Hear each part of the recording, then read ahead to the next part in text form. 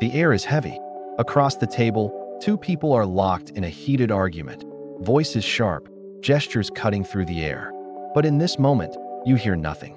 Only the slow, steady thump of a heartbeat. Their lips move faster, eyes narrow, fists clench. Words are being fired like bullets, but the sound is gone, as if the world has muted itself. You watch them, neither one listening, both just waiting for their turn to strike. And then, a thought appears. What if I told you? The very second you argue back, you've already surrendered your power. Most people believe that strength is measured by how well you can fight for your point, how quickly you can dismantle someone else's logic. But Friedrich Nietzsche saw a deeper truth, one hidden beneath the noise. He believed real strength isn't in the argument at all. It's in the control you have over yourself when someone is trying to pull you into theirs. Today, we're going to unravel this idea. We'll explore why the most powerful people in history often chose silence over shouting, why the greatest influence doesn't come from winning debates, and how Nietzsche's silent trick can make you untouchable in conflict. By the end of this video, you'll know how to win without fighting, and make people lean in when you finally choose to speak. Think about the last argument you had. Maybe it was with a friend, a partner, a coworker, maybe even a stranger online. You started with the intention of explaining your side, but somehow it turned into a battle. Voices rose, emotions flared. Logic? It quietly slipped out the back door. We like to believe we argue for truth, but Nietzsche would disagree.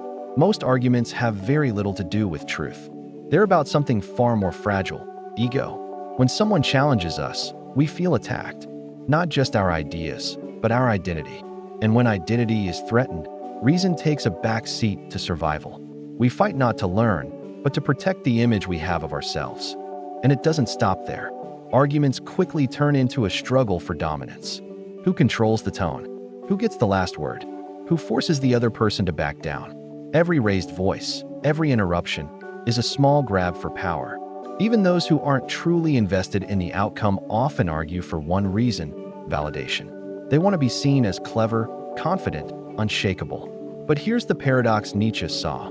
The moment you let someone provoke you into that fight, you've already given them control. You've stepped onto their battlefield, playing by their rules.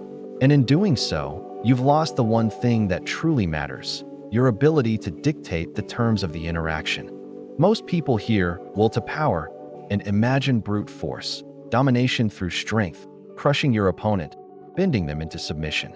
But that's not what Nietzsche meant. His will to power was something far more subtle and far more dangerous. For Nietzsche, power was not about overpowering others physically. It was about the ability to shape reality itself, to bend situations, conversations, even perceptions, to your will. And here's the catch. Sometimes, the most effective way to bend reality is to say nothing at all. Enter the Übermensch, Nietzsche's vision of the superior individual. Not superior because of wealth, status, or aggression, but because they've mastered themselves. The Übermensch does not waste breath on battles that don't matter. He does not feel the need to win every argument, nor to prove himself to every challenger. Instead, he chooses when to engage and when to let silence do the talking. Picture a meeting room. Two people are clashing, voices raised, arguments spilling over each other. Charts are waved in the air, accusations thinly veiled as feedback. At the edge of the table sits another figure, calm, still, watching. They listen more than they speak. And when they finally do open their mouth, the room falls silent. Their words are measured, deliberate, and they shift the entire conversation. Who really holds the power here? The one who spoke the most, or the one who controlled the moment? Nietzsche's answer is clear. It is not the loudest voice that commands the room. It's the one that speaks with purpose, and only when it matters. Silence is not emptiness. It is not absence. In the right hands, silence is a weapon sharper than any argument. Used well, it can disarm, confuse, and even control the flow of a conversation without a single word spoken. Why? Because silence forces the other person to fill the void. Humans hate uncertainty. When we don't get an immediate reaction, our minds scramble to interpret what it means. Did they agree? Did they disagree? Are they unimpressed? Unmoved? That tension begins to eat away at confidence. This is why seasoned negotiators use silence as a tactic. They let the other side speak, then they wait. Seconds feel like minutes. The other person, uncomfortable with the stillness, keeps talking, revealing more than they intended, showing cracks in their position. Silence also magnifies the weight of your words. If you speak constantly, your voice becomes background noise.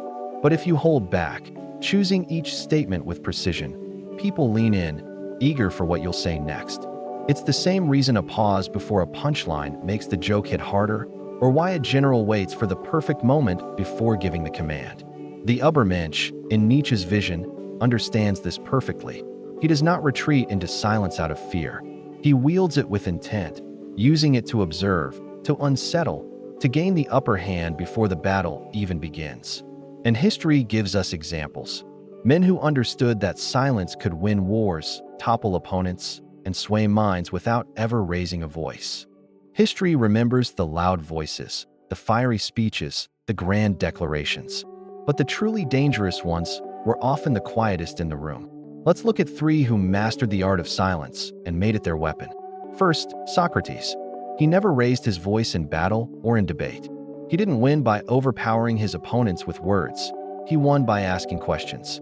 Simple, piercing questions that made people unravel their own arguments. Imagine an Athenian politician, proud and confident, declaring himself the wisest man alive. Socrates doesn't insult him. He simply asks, "What is wisdom?" The man tries to define it. Socrates asks again and again. With each question, the politician's certainty cracks until he's exposed, not by Socrates' opinion, but by his own contradictions. Socrates proved you don't have to tell someone they're wrong. You can let them discover it themselves. Then, Steve Jobs, a man known for his intensity, yes, but also for his restraint. Jobs didn't waste energy on meaningless arguments. He saved his battles for the ideas that mattered most. In the design of the first iPhone, engineers wanted buttons. Jobs wanted a pure touchscreen. He didn't force it on them instantly. He let them debate, voice every concern. And then, through vision and patience, he led them to see the truth for themselves. That a buttonless phone wasn't just possible, it was the future. Jobs didn't aim to win every debate. He aimed to win belief. And finally, Miyamoto Musashi, the undefeated samurai. His greatest victories weren't just in the swing of his blade, but in the space before it struck. Before his duel with the legendary Sasaki Kojiro, Musashi arrived hours late, knowing it would enrage his opponent. By the time Kojiro faced him, anger had clouded his judgment. Musashi ended the fight quickly, not because Kojiro lacked skill, but because Kojiro had already lost the moment he lost control. What unites these three? They didn't let emotion pull them into battle. They dictated the terms. They used silence, timing, and restraint to win before the fight truly began. Silence works because it plays on the wiring of the human mind. Arguments, at their core, aren't logical contests. They're psychological traps. We think we're fighting for truth, but most of the time, we're just defending our ego. Modern psychology has uncovered the biases that make us terrible at rational debate. Confirmation bias. We seek only what proves us right, ignoring the rest. The backfire effect. When someone challenges our beliefs, we don't reconsider, we dig in deeper. And the Dunning-Kruger effect. The less we know, the more convinced we are that we're experts. In a heated argument, these biases join forces, making it nearly impossible to truly change someone's mind. Then there are emotional triggers. We don't just disagree with ideas, we feel personally attacked by them. This is why debates over politics, religion, or identity spiral so quickly into anger. You're no longer talking about facts, you're talking about who you are. And when your identity is under fire, your brain moves from logic to defense mode. Finally, there's the craving for validation. Many people don't argue to find truth, they argue to be seen as right, to gain approval from peers, to signal intelligence or strength. Nietzsche understood this hunger, and he saw it for what it was, a weakness. The one who needs recognition is already under the control of the crowd. This is why silence is so devastating. When you refuse to react, you remove the fuel that keeps the fire burning. You deny your opponent the emotional confirmation they're seeking. And in that stillness, you hold the one advantage that matters most: control. Silence is powerful, but Nietzsche never meant for it to be permanent.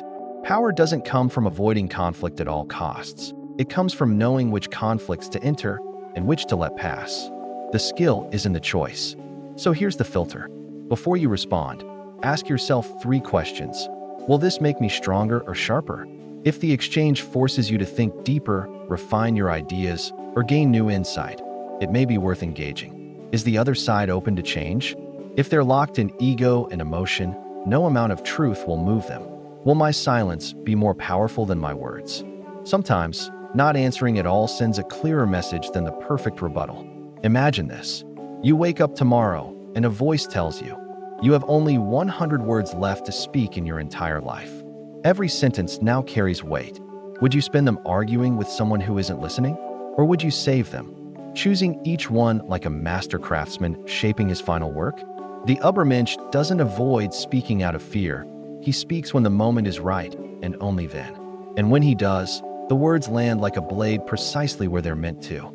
Because the goal is never to be the loudest voice in the room. It's to be the one that changes the direction of the conversation with a single, deliberate stroke. It's easy to mistake Nietzsche's reverence for silence as a call to retreat from all confrontation. But that was never his intent. He didn't believe in hiding from conflict. He believed in mastering it. In his view, struggle was not an obstacle to be avoided. It was the forge that shaped strength. Weak thinkers seek comfort and avoid challenge.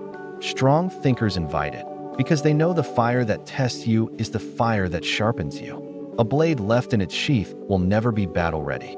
A mind left unchallenged will remain dull and fragile. History proves this.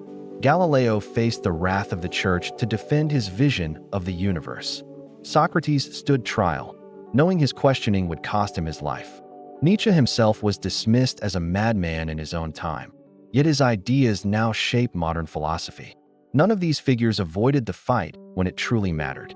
They simply refused to waste their strength on meaningless skirmishes. And that's the difference between ego-driven conflict and transformative conflict.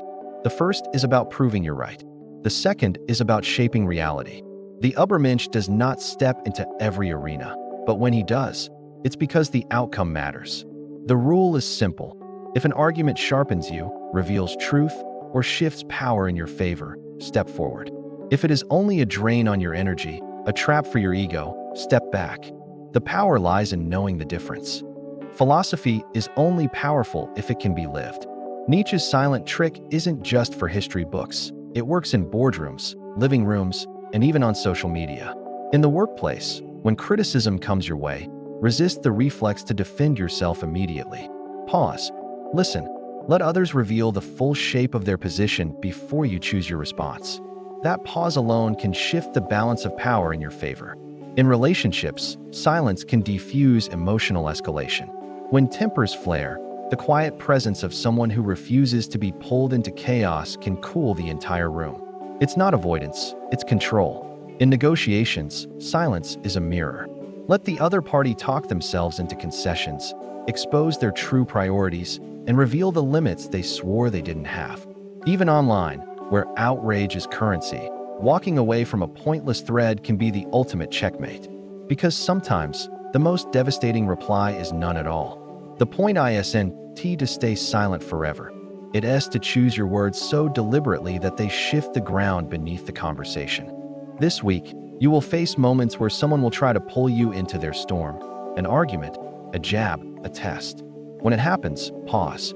Feel the pull, and then step back. Watch. Listen. Let them reveal themselves. Because the one who speaks the most is not the one in control. The one who chooses when to speak is. Nietzsche's silent trick is not about retreating from the world. It is about mastering yourself so completely that no one can control you. So the next time you're tempted to argue, ask yourself, will my words bend reality, or am I just feeding my ego? And remember, true power doesn't always roar. Sometimes it simply waits.